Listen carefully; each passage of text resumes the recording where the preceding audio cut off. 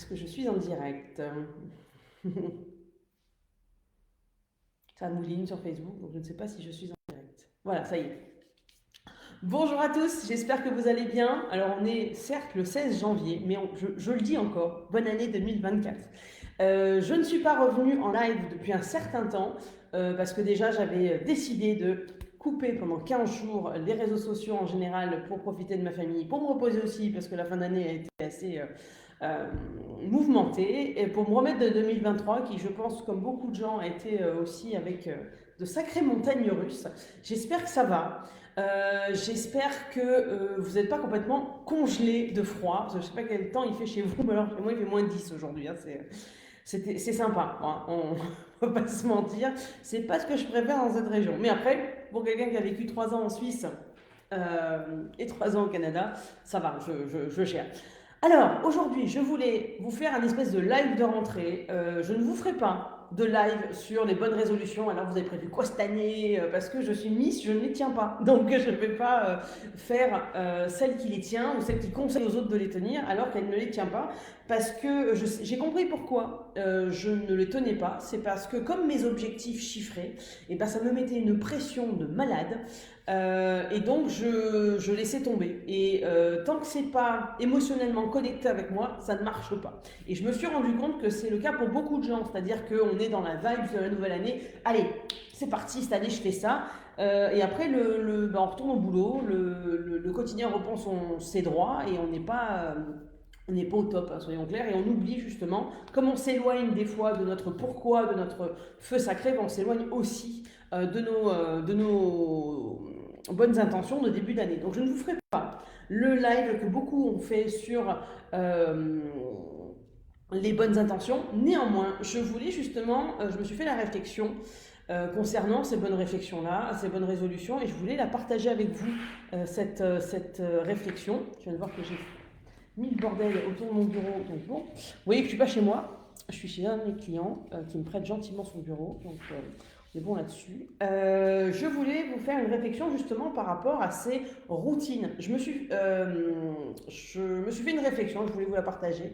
C'est concernant les routines. Par exemple, le matin, pour ceux et celles qui ont des enfants, en tout cas quand c'est pour les autres, c'est très facile de dire voilà, tous les matins, je commence par là, je prépare les affaires pour mes gosses, je leur fais le petit-déj, je fais ci, je fais ça, après je m'occupe de moi. Déjà là, il y a peut-être un décalage, peut-être une réorganisation à faire, mais cette routine-là, on la tient, parce qu'on a l'impression qu'on déjà on n'a pas le choix de le faire, parce qu'il faut bien les préparer pour aller à l'école, ou dans leur mode de garde respectif, ou les changer, etc., etc. Et quand c'est pour les autres, c'est beaucoup plus simple. On aurait mis la même routine en face pour nous, et ben ça aurait été beaucoup plus compliqué, hein, n'est-ce pas?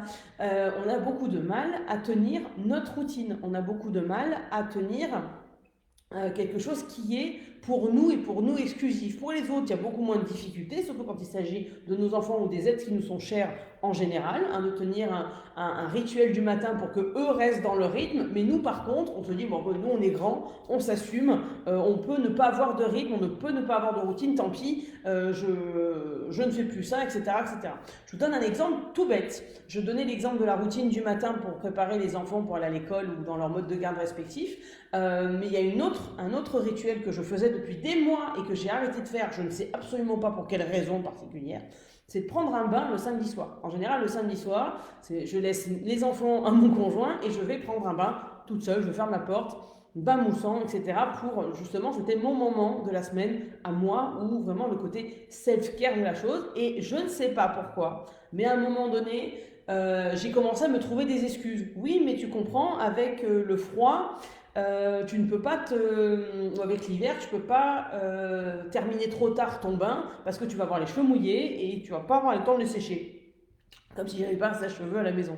J'ai commencé à me trouver des excuses en me disant oh là, j'ai trop la flemme, je suis sur mon canapé en train de regarder la télé, j'ai trop la flemme, je vais pas aller prendre mon bain. Ou alors, la journée était trop compliquée, j'ai pas la foi. Mais la foi de quoi?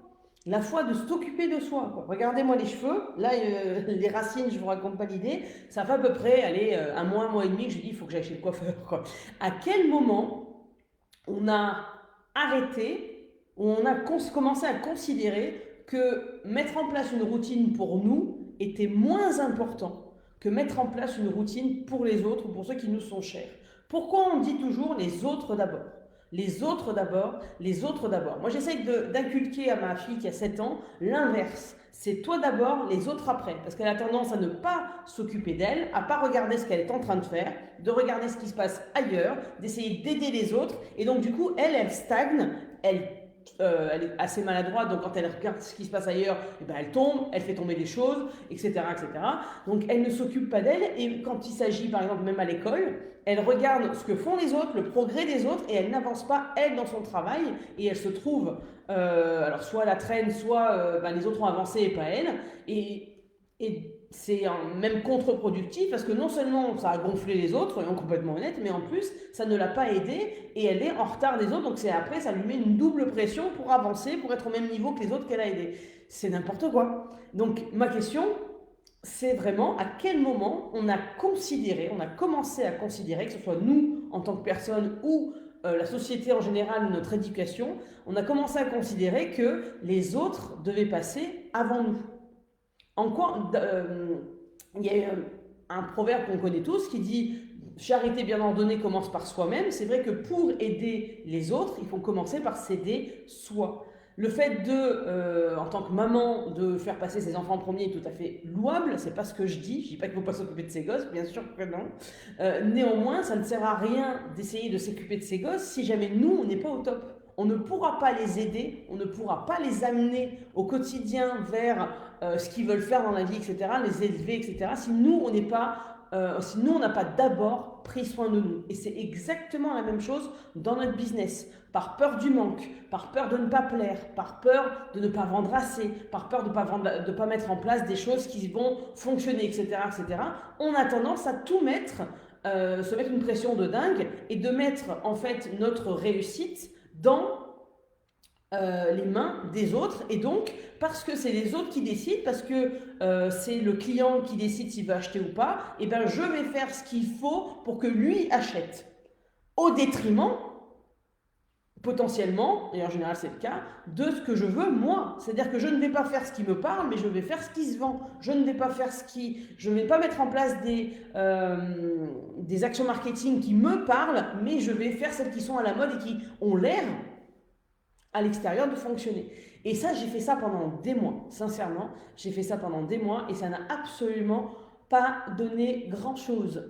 Tout ce que ça a donné, c'est que je me suis éloignée de mes enfants parce que je n'avais plus le temps, ou alors même si j'étais là, j'avais pas l'énergie, soyons complètement clairs. Je me suis épuisée à faire des choses qui ne me parlaient pas, qui étaient pas forcément chronophage, mais techniquement énergivore, parce que justement, vu que ça ne me parlait pas, pour le faire, ça me prenait une énergie de dingue, et ça n'a clairement pas eu les résultats escomptés, ou en tout cas des résultats proportionnels à ce désalignement, à cet épuisement que j'ai subi, lapsus révélateur, mais c'est un peu ça quand même. Donc mon conseil du jour, c'est au-delà du côté routine, au-delà du côté bonne résolution que l'on ne tient pas, c'est de se poser la question, qu'est-ce qui fait que je mets les autres, même mes proches, avant moi? Qu'est-ce qui fait que moi c'est pas grave, ça peut passer, c'est pas grave, ça peut passer, c'est pas grave, c'est les autres d'abord, même mes proches, et moi après. C'est pas le bon calcul. Même en tant que parent, si on n'est pas nous en forme, on ne pourra pas aider on ne pourra pas aider nos enfants. Donc, et c'est pareil pour notre business. Si nous on n'est pas en forme, notre business il sera pas en forme. On n'est pas notre business, on est deux entités séparées, mais si nous on n'est pas en forme, on ne peut pas aider notre business à se développer. Si on est dans la peur du manque constante, on ne pourra pas aider notre business à se développer. Si on ne fait pas au quotidien des actions, quelles qu'elles soient, quand je dis des actions, c'est pas forcément des actions marketing ou même être dans le faire, ça peut tout simplement faire je sais pas, de la méditation, 10 minutes de méditation, j'en sais rien, mais qui nous aide à avancer, on ne pourra pas aider notre business. Si on ne fait pas au départ, si on ne revient pas régulièrement à pourquoi je fais ça, on ne pourra pas aider notre business et on ne pourra pas avoir un business qui est aligné avec notre rythme, qui respecte nos valeurs, qui soit bienveillant tout en étant impactant pour nos clients. Ça ne sert à rien d'essayer de faire ce qui se fait. Les autres le font déjà, essayons de sortir du lot. Et comment on peut sortir du lot? Qu'est-ce qu'on peut mettre en place pour sortir du lot? Parce que j'aime pas le mot comment, c'est du fait de dire, voilà, qu'est-ce qui me parle à moi? quel est le service que j'aurais envie d'apporter ou que j'aurais envie qu'on m'apporte. Quelle est la vie que j'ai envie de mener au quotidien? À quoi il ressemble mon business idéal? J'ai monté ma boîte, c'est parce qu'il y avait une raison, quelle qu'elle soit, ça c'est à vous de voir. Qu'est-ce que je peux mettre en place pour que cette raison-là soit un moteur au quotidien et me permette d'avoir un business qui est cohérent avec ce pourquoi, cohérent avec qui je suis, cohérent avec ce que j'ai envie de faire, cohérent avec ce que mes clients de cœur attendent, etc., etc., etc. Parce qu'il y a beaucoup de gens qui font ce que vous faites, mais il n'y a que vous qui le faites de la façon dont vous le faites. Et la meilleure façon de faire ce que vous faites de la façon dont vous le faites, c'est de suivre votre personnalité. Qui vous êtes dans votre entreprise? Qui vous avez envie d'être dans votre entreprise? Qui vous avez envie d'être pour vos clients? Comment ça se passe votre quotidien idéal? Et c'est ce qu'on voit dans mon programme SoBiz comme le programme de groupe Starter. Qu'est-ce que vous avez envie de devenir et d'être au quotidien? Qu'est-ce que vous avez envie comment vous avez envie de vivre au quotidien votre business? Il est là le truc. Parce que, et ça je l'ai appris quelque part à mes dépens, et c'est ce que j'apprends aujourd'hui mes clientes, c'est ce que j'amène mes clientes à faire et à réaliser aujourd'hui, c'est que la meilleure façon d'avoir un business qui est florissant, et c'est de le faire coïncider, de l'aligner avec qui on est. Parce que les gens, au-delà d'avoir besoin de nos produits, nos services, ils vont venir nous voir pour nous. Ceux qui viennent me voir pour des formations ou pour des accompagnements, c'est qu'il y a eu un feeling qui est passé. C'est pas parce que je suis meilleur que les autres, je n'ai pas cette prétention-là, mais c'est parce que la façon que j'ai d'aborder les choses, ma personnalité fait que ça matche ou ça matche pas. Et ça, c'est depuis ma plus tendre enfance. Moi, j'ai toujours dit, soit on m'aime, soit on me déteste, mais je laisse personne indifférent. Soit je gonfle tout le monde, soit j'ai des fans, mais il n'y a jamais eu de juste milieu là-dessus. Donc voilà, vraiment, mon conseil du jour, c'est prenez conscience que vous êtes aussi important que votre entourage et que vous ne pouvez pas aider votre entourage si vous ne vous aidez pas vous-même d'abord. Et au niveau business, si vous n'alignez pas, par peur du manque, par éducation, par ce que vous voulez, votre business à qui vous êtes, ça vous empêchera déjà de vivre votre meilleure vie, vous savez, la best life, hein, comme on dit en ce moment, et surtout d'avoir un business qui est florissant, qui soit le moins énergivore possible et qui soit le plus bénéfique à la fois pour vous comme pour vos clients. Voilà ce que je voulais vous dire aujourd'hui. C'est vraiment le cœur de mon live d'aujourd'hui, c'est vraiment de prendre conscience qu'on s'est trop souvent mis en retrait, et c'est les autres d'abord et nous ensuite, alors qu'on ne peut pas aider les autres si on ne s'aide pas soi-même.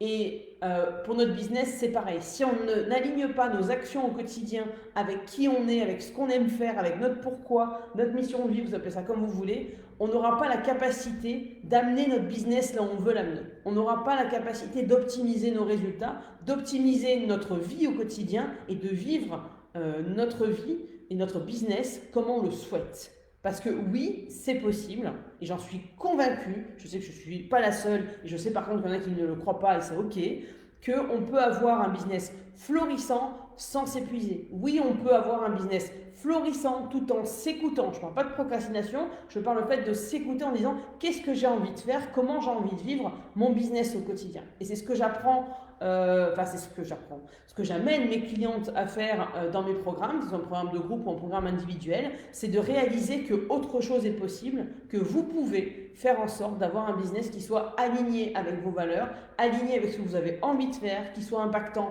pour vous comme pour vos clients.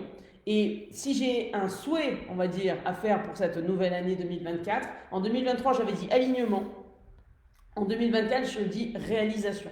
J'ai fait beaucoup de choses en ce qui me concerne sur moi, sur mon business en 2023. J'ai lâché pas mal de trucs. Des fois, c'était volontaire, des fois, c'était contraint et forcé, mais j'ai lâché beaucoup de trucs. Il s'est passé beaucoup de choses, il y a eu beaucoup de changements. Et aujourd'hui, ce que j'ai envie de faire, c'est que cet alignement-là que j'ai fait, ce shift-là, se transforme, en fait, de transformer l'essai. J'ai marqué l'essai en 2023, pour ceux qui connaissent le rugby. Là, j'ai besoin de le transformer, que ça se réalise. Et j'ai mis plein de choses en place en 2023 pour que 2024 soit l'année de la réalisation. Et je vous souhaite que ce que vous voulez vivre dans votre business, vous puissiez le vivre de la manière la plus alignée, la manière la plus sereine possible. Parce que vu le bordel à l'extérieur, si jamais on n'arrive pas à être serein dans notre quotidien, ça ne marchera pas. Et on n'est pas là pour être complètement paniqué et être en PLS et en mode survie 24 heures sur 24. Ça, je l'ai compris il n'y a pas très longtemps, mais le mode survie, on n'est pas là pour ça. On est là pour mieux, on est là pour vivre une vie, on n'en a qu'une, jusqu'à preuve du contraire.